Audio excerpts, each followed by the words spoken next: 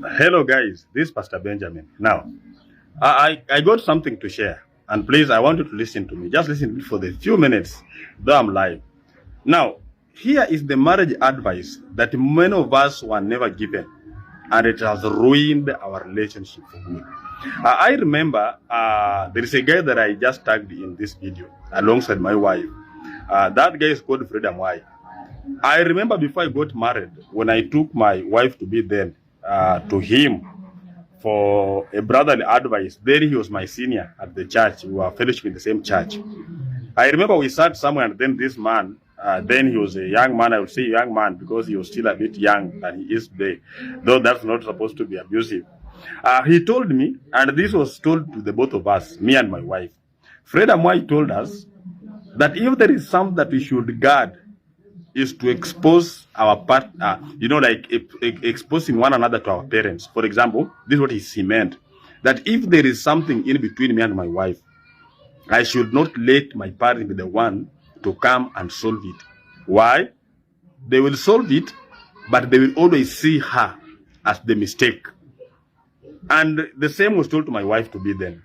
If there be anything between the two of us, it shouldn't be her people coming to solve, because at the end of the day, they will solve it. We'll come back to terms, but her people will always see me as the problem. Why do I speak this way? I'm speaking in reference to what has happened recently to one Mike Sonko. You see, if you look at the whole scenario, number one, these are the mistakes I noted.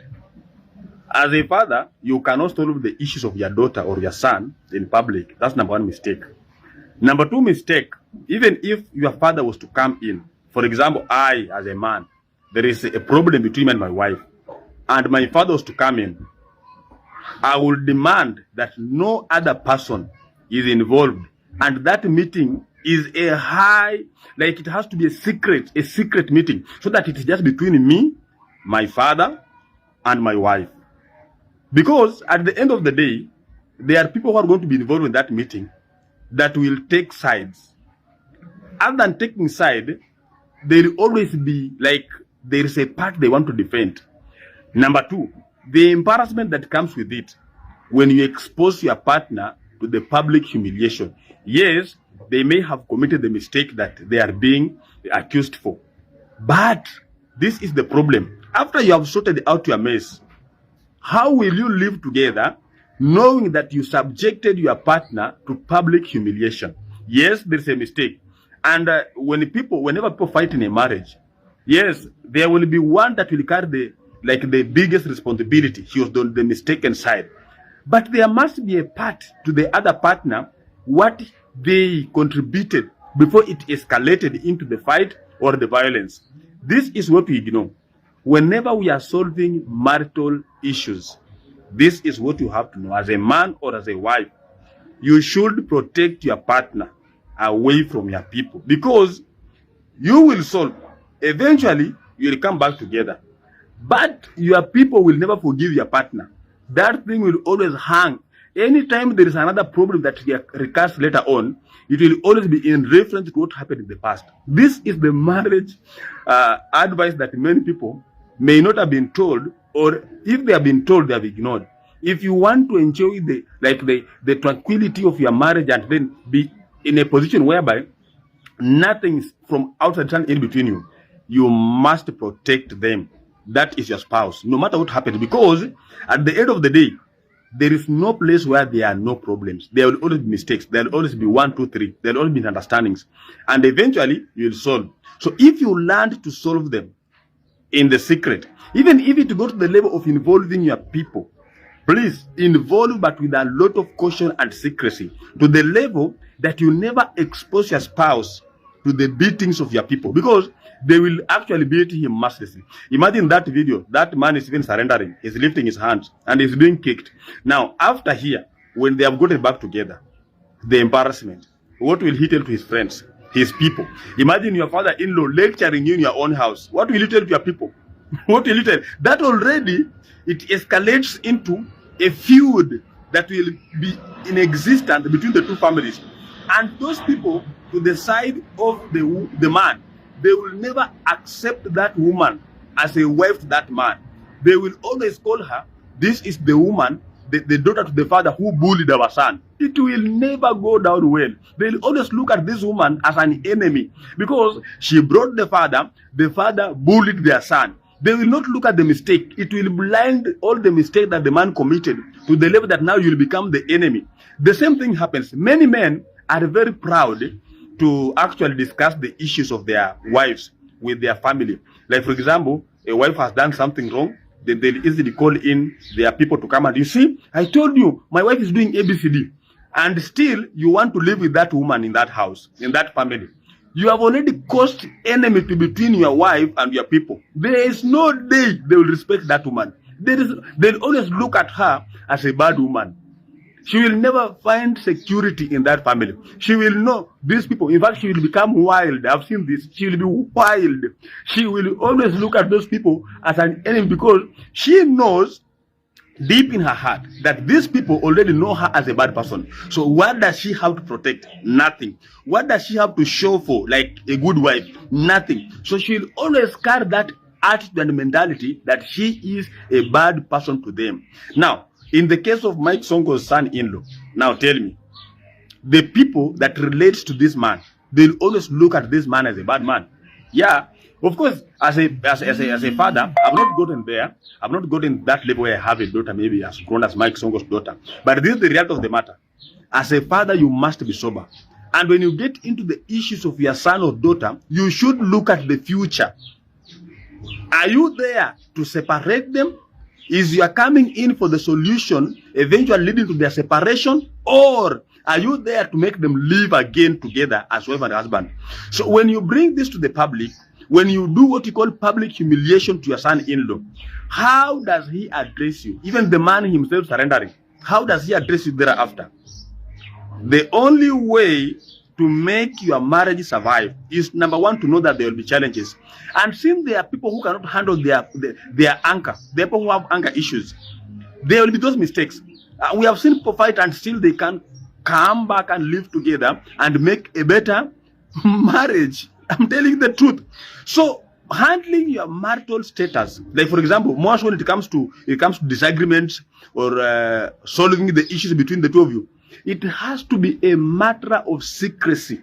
Secrecy. And you have to guard, you have to protect. If you still have life with this person, if you still love them and they are your wife or they are your husband, you must, no matter what happens, you must protect them from public humiliation, from humiliation by your own people, or exposing their flaws and their weakness and their mistakes to your people.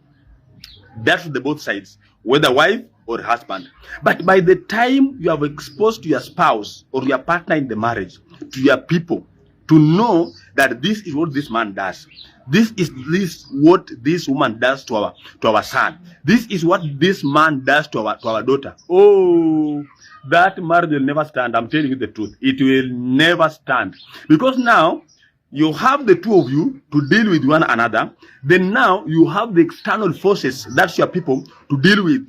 And you see, the people of the man will always look at instances to blame the wife. And the people on the side of the wife will look at the instances to blame the man. It is never. And by the way, I think the issue to do with marriage is normally leaves scars in the families. You see, he took our son. He took our daughter. It is never anything that is going to end up well. You know, as you take that daughter from them, they never wanted her to leave. Maybe she was working, maybe she was helping them, maybe she, they will never let her go as you might think that, they are happy, they are given out. You give the cows, but remember, you've taken their daughter. Now, you also get into their family. The family also knows, to some level, they have lost the rule or the control they had over their son. So they know this is the woman that has taken our son away from us. So what happens? They will always look for an excuse to even expel you from that family. And many families do not have the fear for God. They do not understand the will of God. So they'll always be looking for excuses to get rid of you. And they'll always have a figure, an image in their head that this would have been the best wife to our son. So as you are there, you the husband, you should know that this family of mine, unless they are God-fearing, even if they are God-fearing, I tell you, even if they are God-fearing, We have seen where you get the advice from someone who is saved. They are advising you. You now, you should leave this woman. You look for another woman that's God-fearing. These are the mistakes happening. So knowing this as a man, you should protect your wife from like the people who are your people, knowing her weaknesses, knowing her flaws, knowing the things that she do bad to you. Because what they know, a revival of enmity. They will always look at her as an enemy that came to snatch their son away from them. Knowing the weakness of your husband, your people will just know this is the man that came to destroy us by taking our daughter and destroying her away from us. So this is the mistake. So like systematic, I would say, if there be an issue and it comes to a level where you go to involve your people, what happened with Mike Sonko was a mistake. Number one, let it not be public. Number two, let not an outsider be involved. The guard to your parent, to your dad, is not your brother. They are not.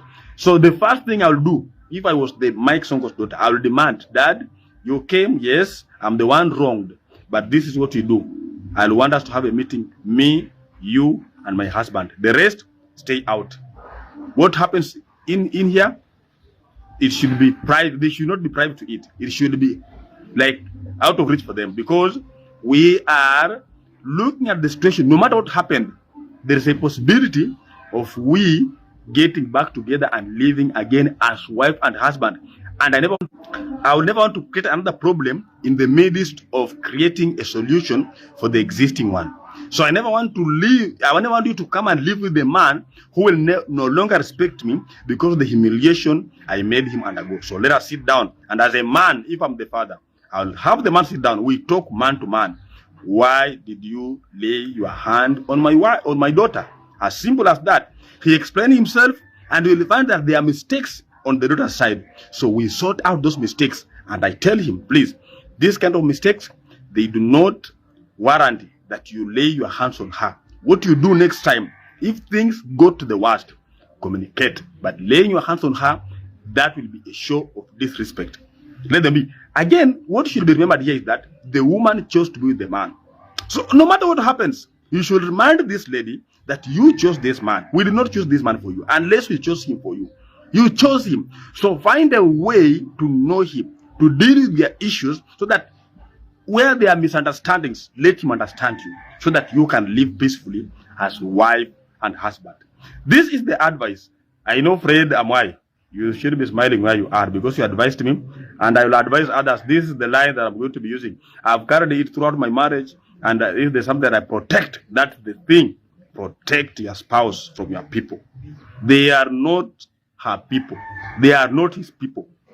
In fact, even the two of you are not relatives. This is the reality. As wife and husband, you're not relatives. You are strangers living together. So if you, the two of you living together, are already strangers, how about now your people? They are not her relatives. They are not his relatives. So protect him or her from your people, and you will enjoy your marriage. Solve your issues knowing there are always going to be challenges. There are always going to be differences. Solve them. And also involve God. Pray that God intervenes in your situation. Don't just live as an animal or some sort of whatever I'll call what. Just live a life that is gonna be pleasant to God. And let everything be to God's God's instruction and control and guidance. I think I want to say God bless you, Pastor Benjamin here. God bless you so much. If I blessed your heart, share this message, because if it uplifts you, another one wants to hear it. So share it out and reach out to as many as possible. You can share it out even in terms of sharing the message, or even having that I've taught here to understand, and then also apply it in your marriage and see if it works or not. God bless you. God bless you. Amen.